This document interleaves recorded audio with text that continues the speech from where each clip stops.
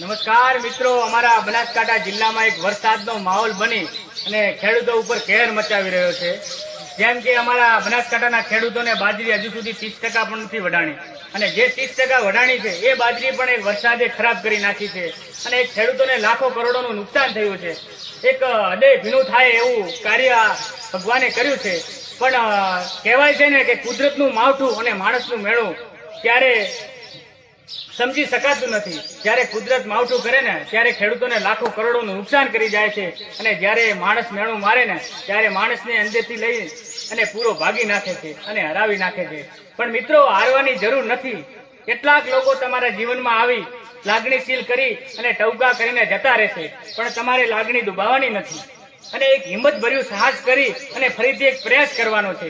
એટલે ખેડૂતોને ટેન્શન લેવાની જરૂર નથી। આ વખતે કુદરતે છીનવી લીધું તો કઈ વાંધો નહીં, કે આ વખતે કુદરતે છીનવી લીધું તો કઈ વાંધો નહીં, વરી પળ મહેનત કરીશું અને વરી આપણે એક સફળતા મેળવીશું।